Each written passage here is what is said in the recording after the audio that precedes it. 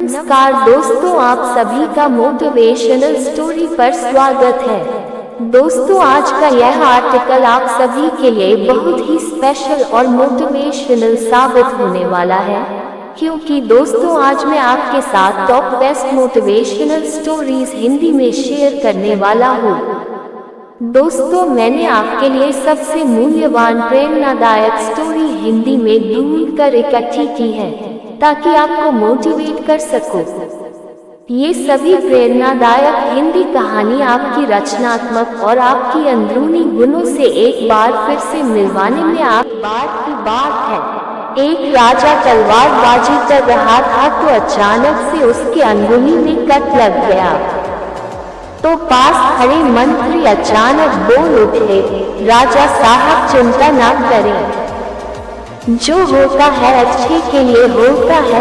यह सुनते ही राजा को गुस्सा आ जाता है। राजा उस मंत्री को कारागृह में बंद करने का आदेश दे देता है और बोलता है इसको फांसी पर चढ़ा दिया जाए। यह सुनकर मंत्री घबरा गया। उसने राजा से निवेदन किया, महाराज, मैंने आपके यहाँ इतने वर्षों तक काम किया है, क्या आप मेरी अंतिम इच्छा पूरी नहीं करेंगे? राजा बोला, ठीक है, बताओ क्या है तुम्हारी अंतिम इच्छा? मंत्री बोला, कृपया मुझे 10 दिन का समय दीजिए, उसके बाद आप मुझे जो चाहे वो सजा दे दीजिए। राजा ने उसकी अंतिम इच्छा मान ली।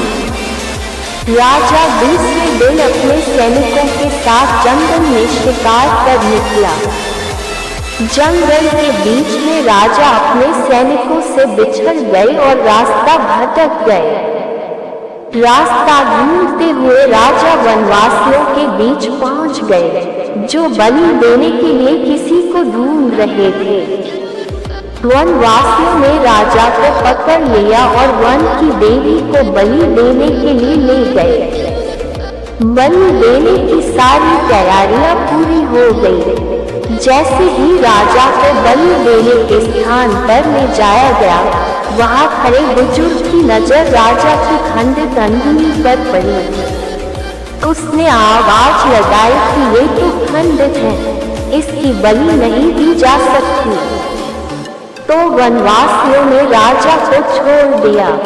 राजा ने मंत्री से कहा, आपने सही कहा था, अगर मेरी अंगुली नहीं कटी होती तो मैं जिंदा नहीं होता। यानी जो होता है वो अच्छे के लिए होता है। राजा ने फिर पूछा, मेरा तो फायदा हुआ, लेकिन आपका कैसे फायदा हुआ? मैंने तो आपको सजा दी। मंत्री बोला, मैं आपके साथ शिकार पर हमेशा रहता हूँ, उस दिन भी रहता, लेकिन मेरे खंडित नहीं होने के कारण मेरी बलि चढ़ जाती, इसलिए मेरे साथ भी जो हुआ अच्छा हुआ। राजा प्रसन्न हुआ, लेकिन छोटी सी बात पर मंत्री को सजा देने का दुख भी हुआ। इसलिए राजा ने मंत्री को कारागृह से निकलकर फिर से एक बार की बात है, बीरबल दरबार में मौजूद नहीं थे। इसी बात का फायदा उठाकर कुछ मंत्री गण बीरबल के खिलाफ महाराज अकबर के कान भरने लगे। उनमें से एक कहने लगा, महाराज, आप केवल बीरबल को ही हर जिम्मेदारी देते हैं और हर काम में उन्हीं की सलाह ली जाती है। इसका मतलब यह है कि आप हमें अयोग्य समझते हैं, मगर ऐसा नहीं है। हम भी बीरबल जितने ही योग्य हैं। महाराज को बीरबल बहुत प्रिय थे। वह उनके खिलाफ कुछ नहीं सुनना चाहते थे, लेकिन उन्होंने मंत्री गणों को निराश न करने के लिए एक समाधान निकाला। उन्होंने उनसे कहा, मैं तुम सभी से एक प्रश्न का जवाब चाहता हूँ। मगर ध्यान रहे कि अगर तुम लोग इसका जवाब न दे पाए तो तुम सबको फांसी की बारी में जा सुनाया महाराज से कहा था। ठीक है महाराज, हमें आपकी ये शर्त मंजूर है, लेकिन पहले आप प्रश्न तो पूछिए। महाराज ने कहा, दुनिया की सबसे बड़ी चीज क्या है? यह सवाल सुनकर सभी मंत्रीगण एक दूसरे का मुंह ताकने लगे।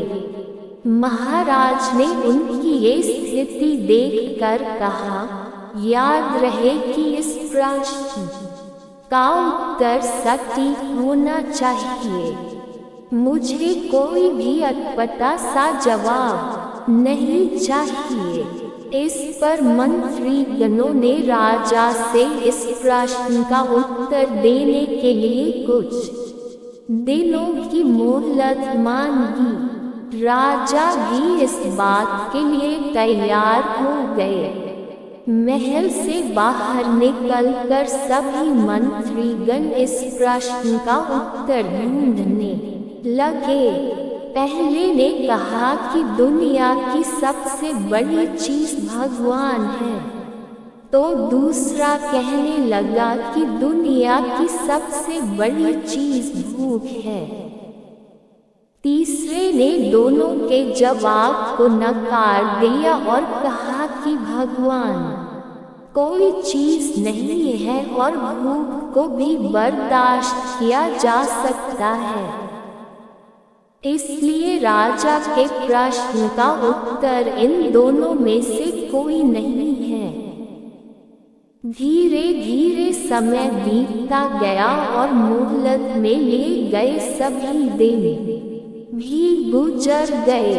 फिर भी राजा द्वारा पूछे गए प्रश्न का जवाब न मिलने पर सभी मंत्रीगणों को अपनी जान की फिक्र सताने लगी। कोई अन्य उपाय न मिलने पर वो सभी बीरबल के पास पहुँचे और उन्हें अपनी पूरी कहानी सुनाई। बीरबल पहले से ही इस बात से परिचित थे।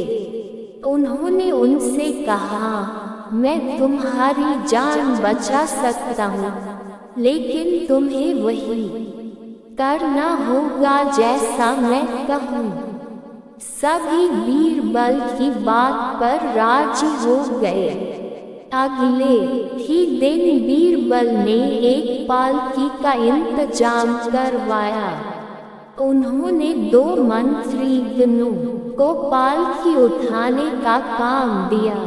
तीसरे से अपना हुक्का पकड़वाया और चौथे से अपने जूते उठवाए व स्वयं पालकी में बैठ गए। फिर उन सभी को राजा के महल की ओर चलने का इशारा दिया। जब सभी बीरबल को लेकर दरबार में पहुँचे तो महाराज इस मंजर को देखकर हैरान थे। इससे पहले कि वो बीरबल से कुछ पूछते, बीरबल खुद ही राजा से बोले, महाराज, दुनिया की सबसे बड़ी चीज गरज होती है। अपनी गरज के कारण ही ये सब मेरी पालकी को उठाकर यहाँ तक ले आए हैं।